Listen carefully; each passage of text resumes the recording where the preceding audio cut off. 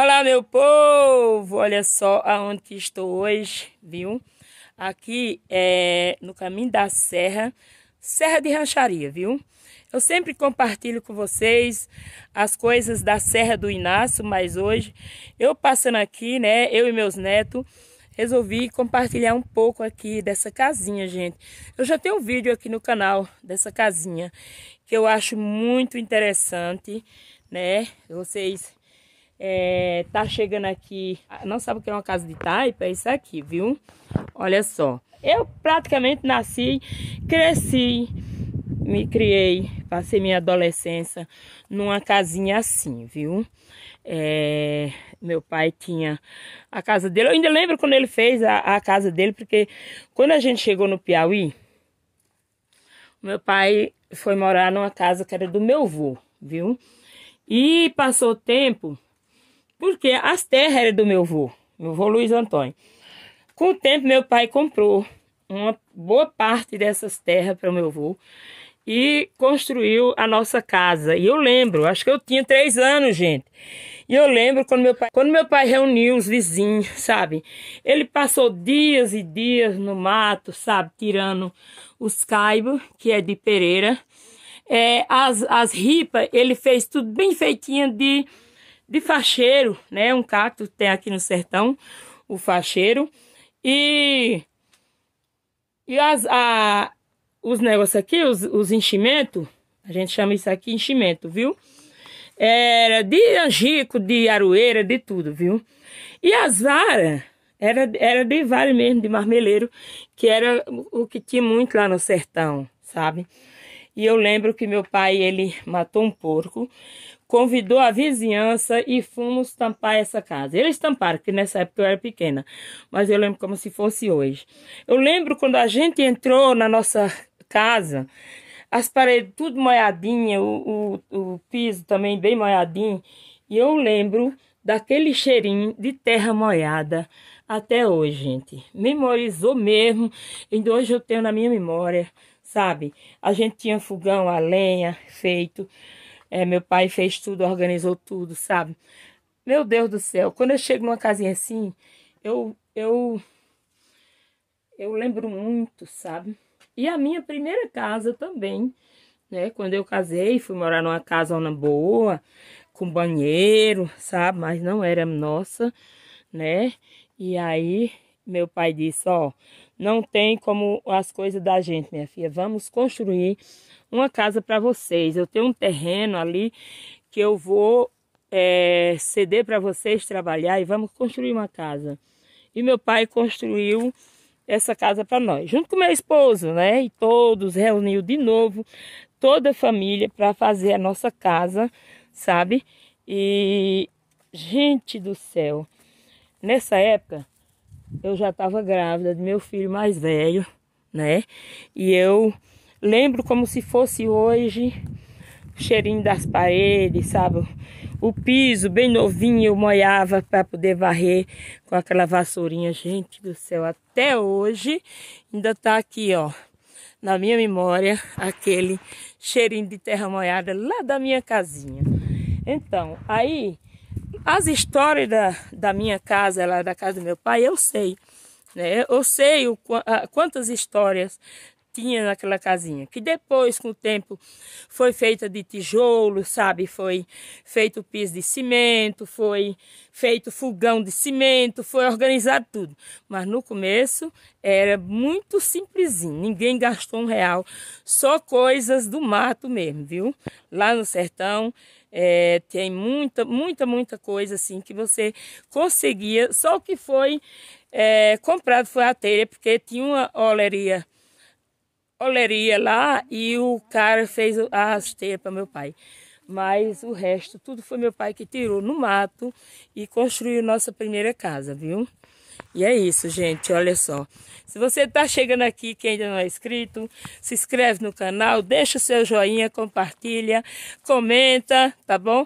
Diz aqui para mim se você conhece uma casinha de taipa, se você já morou, se você tem alguém, você se criou numa casinha assim, porque eu me criei. Então, gente, resolvi falar um pouquinho, né, da simplicidade de uma casinha dessa, porque nós fomos criados numa casinha assim. Eu, meus 10 irmãos, minha mãe e meu pai, né, a gente morava na casinha, que eu falei, mas era toda dividida, sabe? Mas o que vocês não sabem é a simplicidade que a gente vivia e conseguia viver muito feliz, sabe? Sabe aqueles filhos que respeitam o pai, que respeitam a mãe? Esses eram nós, viu? Nós sabia respeitar. Hoje está muito difícil dos filhos respeitar os pais. Ninguém cria mais uns filhos que nem criava antigamente. Então, na nossa casinha, era a casinha mesmo assim, ó. Que essa aqui é bem parecida com ela, só que a nossa era mais altinha um pouco.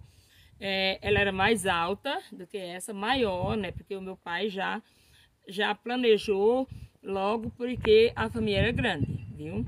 Então, tinha o quarto da minha mãe, o nosso quarto, 5 meninas mulheres dentro de um quarto, né? Porque a gente dormia de rede, com muitos tempos, né? Acho que eu vim ter minha primeira cama aí com meus 12 a 13 anos, não sei.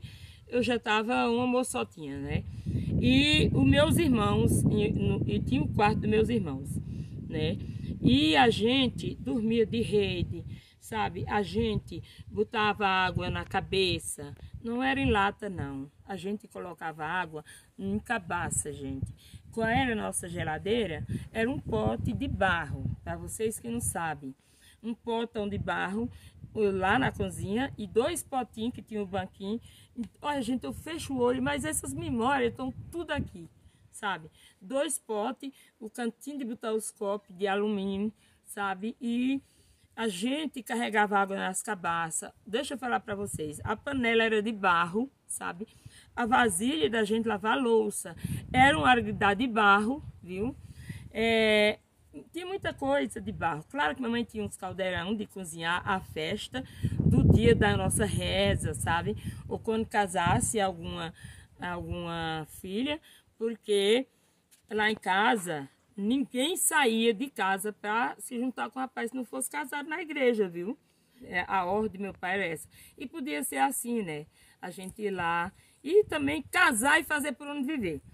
Então, gente, e aí nós botava água na cabeça, nós trabalhava na roça, nós capinava, nós fazia cerca, papai brocava mais meus irmãos, nós tirava madeira no ombro, sabe? Cansei de levar queda no meio das brocas, tirando madeira no ombro, porque as cercas tinha que ser tudo de vara, ninguém sabia o que era arame, não. A gente não podia comprar arame para cercar uma roça, era de madeira. Eu sei fazer a cerca do tipo que vocês quiserem ver, eu sei fazer cercas, sabe?